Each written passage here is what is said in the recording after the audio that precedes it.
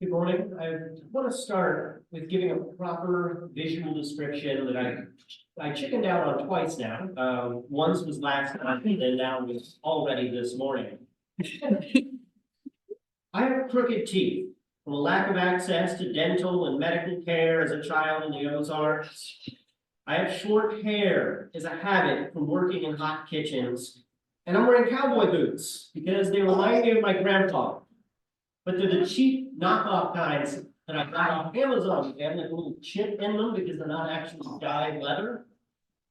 Because so many of the things that are cultural touchstones are now fads of the wealthy for me. They have a price point beyond my ability to spend. I'm a product of my environment, the rural Ozarks. You can hear it in my voice sometimes when I speak, but not always, because I was taught that the way my mother spoke, the way my grandmother spoke, and most certainly the way my granny spoke, were all unprofessional ways of being that would cost me in life. It was driven out of me. I was left with nothing but white supremacy culture. A suburban lawn for a voice, with a single walnut tree and a smattering of cool clover, rather than the lush tapestry of forest, milkweed, dogwood, witch hazel, and pawpaw that should live in these soils. That last piece of self and visual description is an intersection of solidarity and repression that I always carry with me. As I have watched students under my care in Oklahoma City be sent to speech classes because they spoke African-American vernacular English, and school administrators saw that as an unprofessionalism. Our communities, Black and Appalachian folks, Latino and Hispanic folks, Native and Indigenous folks, and every other member of the working class in America have a shared and intersecting struggle.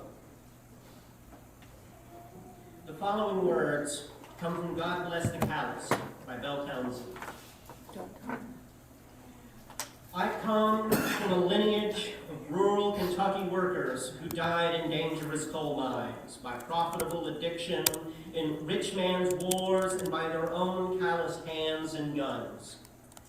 I come from a line of people who could not discern their exploitation from someone else's, people who always stop for the car that is pulled over on the side of the road, but participate in a culture curated by a ruling class that individualizes and disconnects the marginalized. I come from a state where our counties are the top 25 poorest in the nation. I come from a state that forgets its own history, or a state that has its own history rewritten in a regulated curriculum.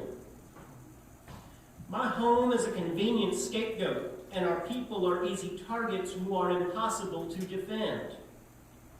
There's a trailer that I pass on the drive to my parents' house out of Roberts, and obstructing the dance of the overgrown weeds is a Trump sign. Last summer, another sign went up next to it, and this sign, handily made of cardboard and black marker, said, "Extra fruits and veggies from the garden. Stop by and get you some."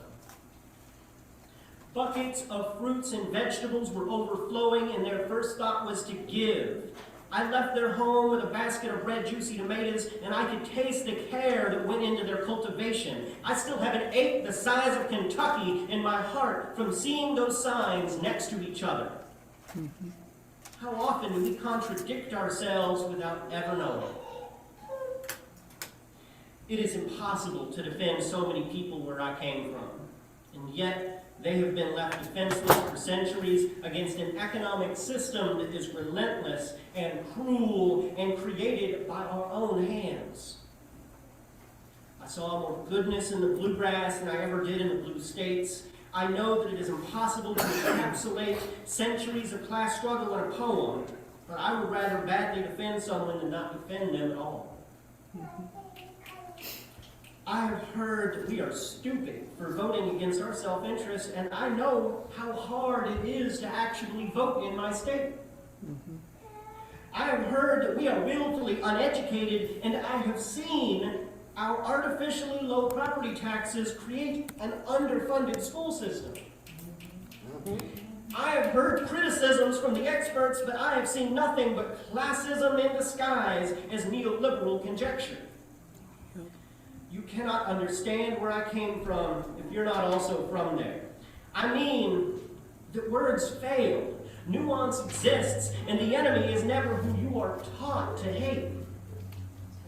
My community taught me that queerness was not only wrong, but somehow disgusting. The same people who taught me this were the first people to listen when I told them who I am and why they're wrong. I only knew who I was because of media they did not have. And I was only able to talk to them because they already loved me. You see, it is different in the South, in my community. It is not awful that your niece gets an abortion. It's a quiet exception. Mm-hmm. We love so hard that we can see past anything, even our most defined moral impositions. We can excuse our own, but we cannot endorse others doing the same, and frankly, it's bullshit. It's all hypocritical. It's too often racist, capitalist, or patriarchal. But I have watched people change their minds because they love someone enough to do so, and that means something. You see, when you grow up with a worldview shaped by the same ideas in school, work, home, and everywhere else, you are destined to be wrong when you go anywhere else. We cannot find conclusions on our own when the premises are intentionally kept out of our reach. I come from a community that taught me how to give, how to cultivate, how to love, and how to hate. I come from a community of systematically ignorant and often well-meaning people. My home is full of targets, and they have been hit over and over and over. Meanwhile, the bullseyes sit in penthouses and mansions, unaffected, watching us scramble over the arrows. Next, we're going to have a selection of folks come up and read some readings that we have over here on the board. Those folks are in the audience. If you would like to go ahead and come up now. These readings are descriptions of organizations around the United States that have contributed to the world we have today. And we'll talk more about this towards the end of it. I thought there was more than one taken off the board. If you also, oh, there we go. If you would like to go ahead and grab one, come on up here. If you miss any of them, I'll jump in and take over.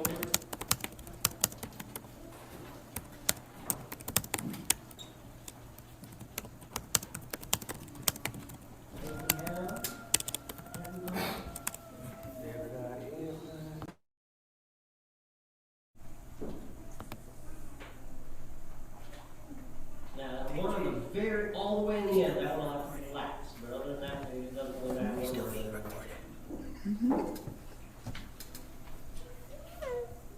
Indeed, was one Kathleen just ran right there and relax. And if you'd like to come up one by one up to the mic and then share your script, or your block and script. Cool. The Freedom House Ambulance Service was an organization of working-class Black Philadelphians who invented the modern ambulance and paramedic. At that time, police responded to medical calls and systematically abused, criminalized, and harmed members of the Black community who were suffering medical emergencies. When an ambulance today arrives staffed with trained medical professionals and fully equipped with rescue equipment in our community, it's because of this effort.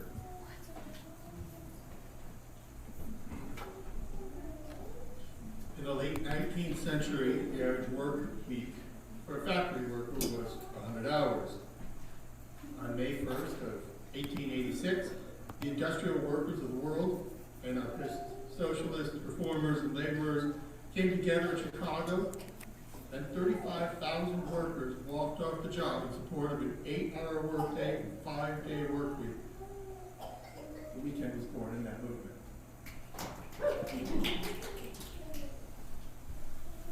Here in Springfield today, Springfield Tenants Unite is organizing renters to build working class power against one of the most oppressive and directly impactful systems in our community. They have reversed state-level legislation criminalizing unhoused people in the courts, and they continue to fight for a tenants' bill of, Rights. I think that's supposed to say Bill of Rights, and I think it's, I think it's that. It was a second slip that might have got lost.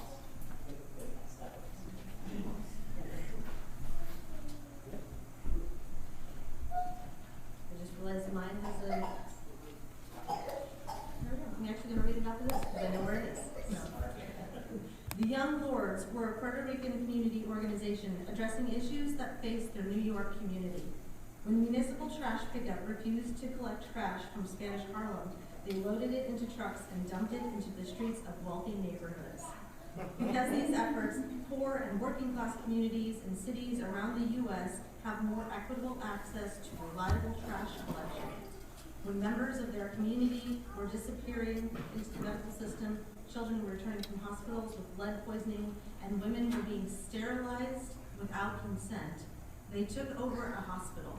They held it for 24 hours and got to the first patient's Bill of Rights and the first public trial after an incident of malpractice. Our patients' rights and grievance systems exist today because of them.